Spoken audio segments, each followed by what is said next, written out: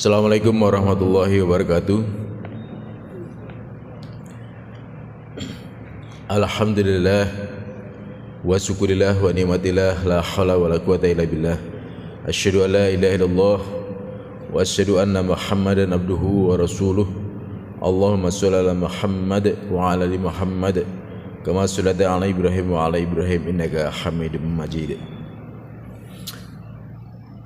Jamaah sekalian, seperti biasanya pada setiap hari Rabu subuh kita membacakan Tajawab Islami dari Majelis Tarjih Pimpinan Pusat Muhammadiyah. Hari ini saya akan membacakan masalah sholat jamaah. Pertama, tentang berjamaah fardu atau sunat. Pertanyaan, ada seorang khatib menerangkan bahwa sholat fardu itu wajib dilakukan berjamaah di masjid atau musola. Di rumah hanya dibolehkan untuk sholat sunnah. Sekalipun orang buta, sholat fardunya harus berjamaah asal mendengar adzan dari masjid. Demikian berdasarkan hadis. Selanjutnya, oleh khatib diterangkan bahwa Rasulullah pernah mengancam orang yang tidak sholat berjamaah akan dibakar rumahnya. Pertanyaan saya, bagaimana sholatnya orang yang tidak berjamaah? Sahkah? Benarkah tindakan Rasulullah sekeras dan sekejam itu? Mohon keterangan. Dari Al-Fakir, anggota jamaah pengajian Mushola Al-Hidayah dari Pekalongan.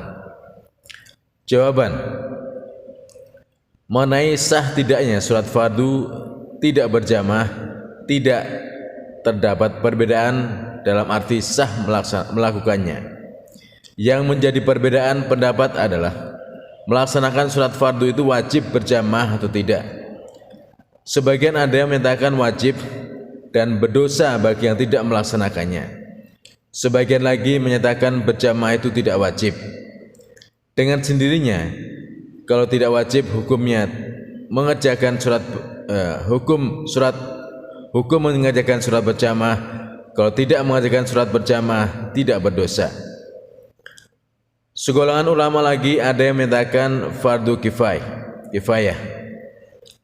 Dalil yang menyatakan wajib berjamaah untuk sholat fardu ialah firman Allah dalam surat An-Nisa ayat 102 yang artinya, dan jika kamu berada di tengah-tengah mereka, sahabatmu, lalu kamu hendak mendirikan sholat bersama-sama mereka, maka hendaklah segolongan dari kamu berdiri sholat bersamaan dan menyandang senjata. Kemudian apabila mereka sholat bersamamu sujud telah menyempurnakan serakaat, maka hendaklah mereka pergi di belakangmu untuk menghadapi musuh. Dan hendaklah datang golongan yang kedua yang belum sholat, lalu sholatlah mereka denganmu.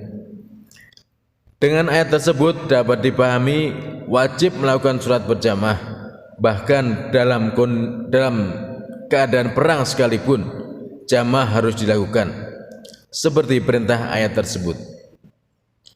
Yang kedua, dalam surat Al-Baqarah ayat 43, wa aqimus shalah wa atuz zakah warka'u ma'ar-raki'in. Tegakkanlah sholat, bayarlah zakat, dan rukuklah bersama orang-orang yang rukuk.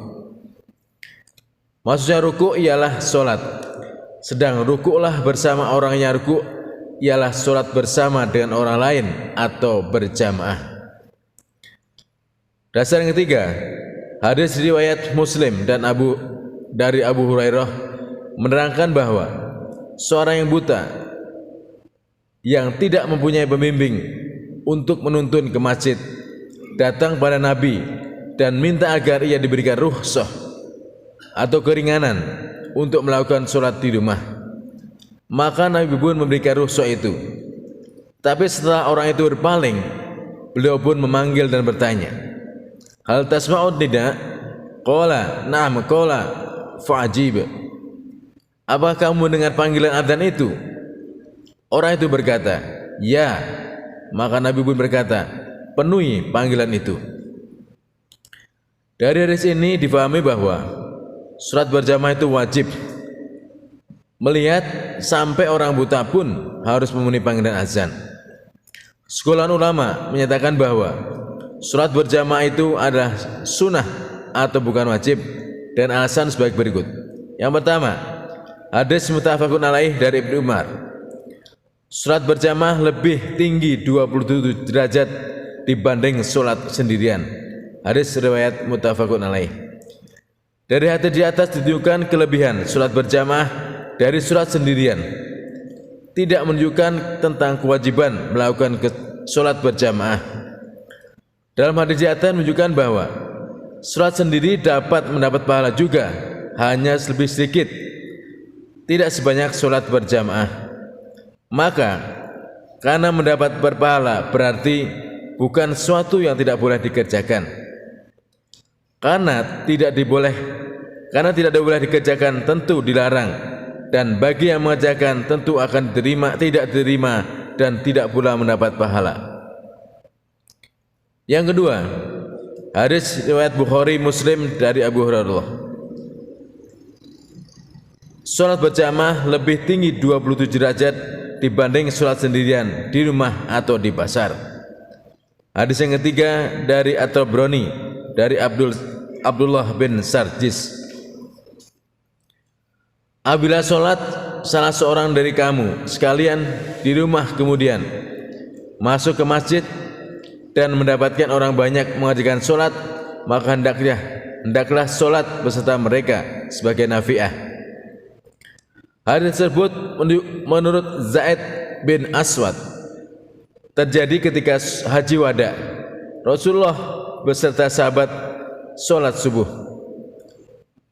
Ketika Nabi salam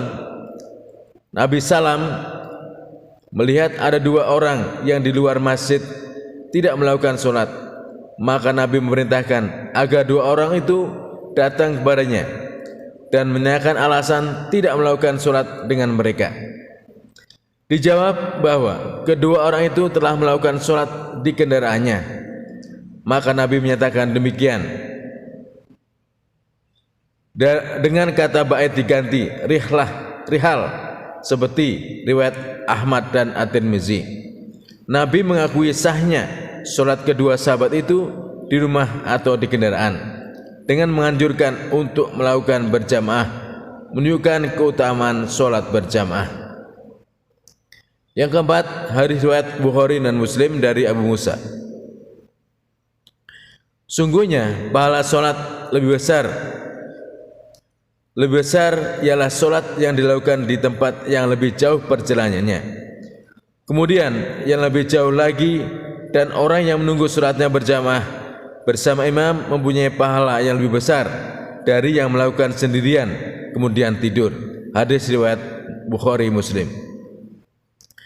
Melihat hadis-hadis di atas, nampak adanya kebolehan mengerjakan sholat sendirian. Bagi yang berpendirian tidak wajib ain melakukan sholat berjamaah, berpendapat bahwa hadis yang menerangkan bahwa Nabi SAW mengancam orang yang tidak mengerjakan sholat berjamaah dan membakar rumahnya merupakan ancaman orang-orang yang meninggalkan sholat dengan nilai nifak, sebagaimana ancaman Nabi SAW bagi yang tidak melakukan sholat Jumat, seperti riwayat Muslim dari Abdullah bin Mas'ud.